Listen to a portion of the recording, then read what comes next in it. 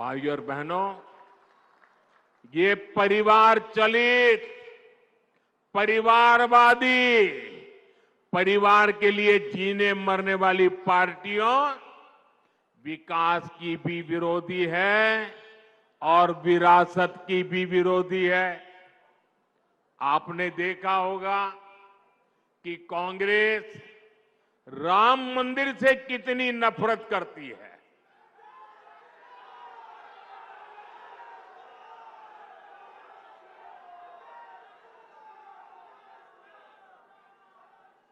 कांग्रेस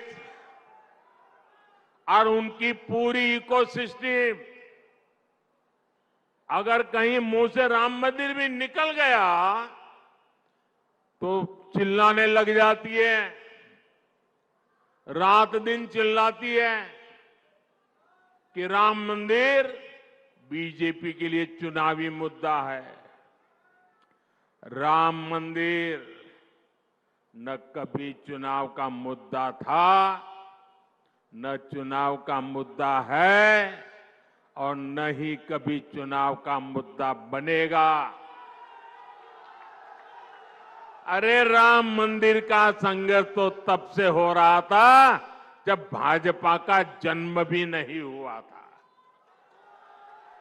राम मंदिर का संघर्ष तो तब से हो रहा था जब यहां अंग्रेज सल्तनत भी नहीं आई थी। राम मंदिर का संघर्ष 500 साल पुराना है, जब कोई चुनाव का नामो निशान नहीं था।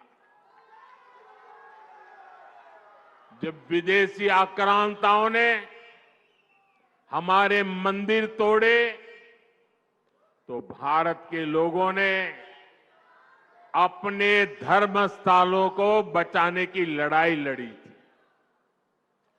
वर्षों तक लोगों ने अपनी ही आस्था के लिए क्या क्या नहीं झेला।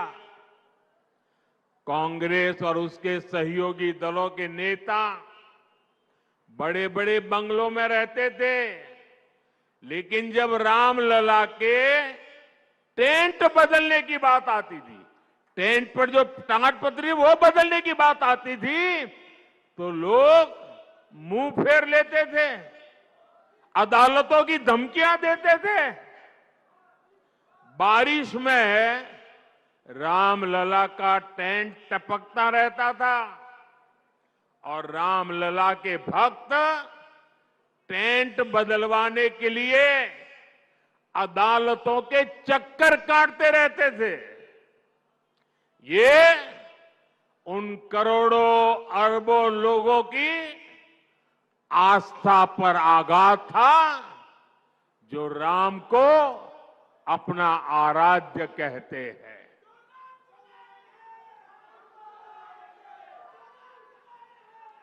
और हमने इन्हीं लोगों से कहा कि एक दिन आएगा जब रामलला भव्य मंदिर में विराजेंगे।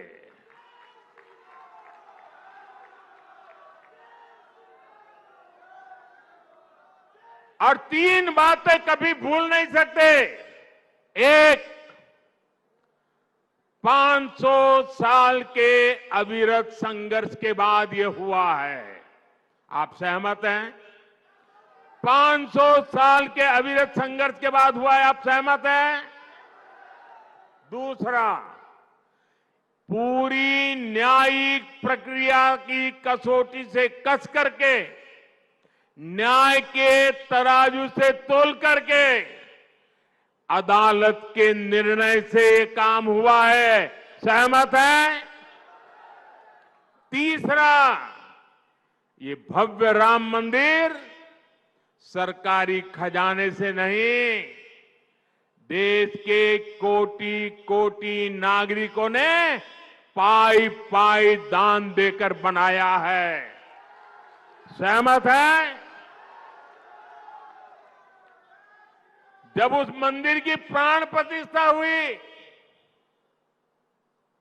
जब उस मंदिर की प्राण प्रतिष्ठा हुई तो पिछले 70 साल में कांग्रेस ने जो भी पाप किए थे, जो भी रुकावटें डाली थी, उनके साथियों ने जो भी रुकावटें डाली थी, सबको माफ करके राम मंदिर के जो ट्रस्टी हैं, वो खुद कांग्रेस वालों के घर गए, इंडी गठबंधन वालों के घर गए, उनके पुराने पापों को माफ कर दिया और उन्होंने कहा राम आपके भी हैं, आप प्राण प्रतिष्ठा में जरूर पधारिए, सम्मान के साथ बुलाया।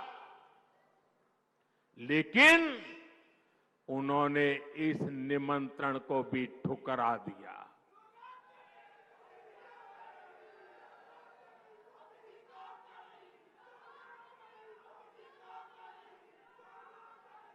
कोई बताए वो कौन सा चुनावी कारनामा था जिसके दबाव में आपने राम मंदिर के प्राण प्रतिष्ठा के निमंत्रण को ठुकरा दिया?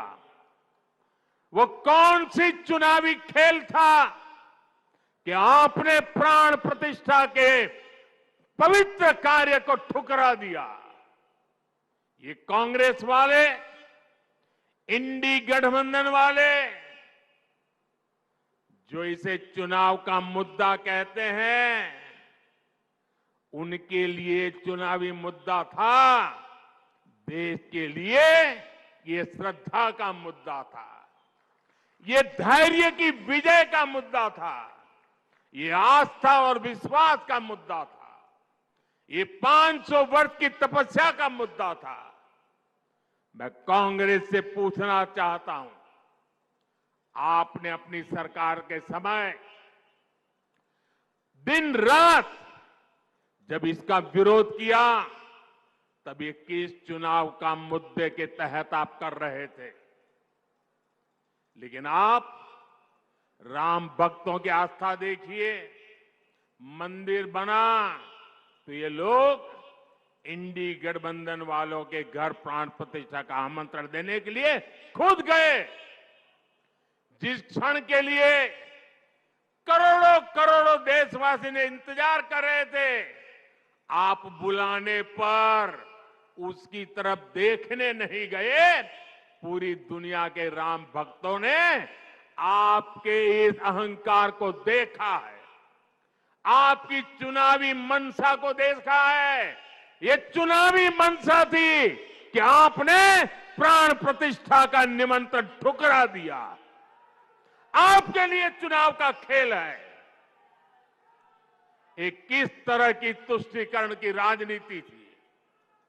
भगवान राम को काल्पनिक कहकर कांग्रेस किस वोट बैंक को खुश करना चाहती थी?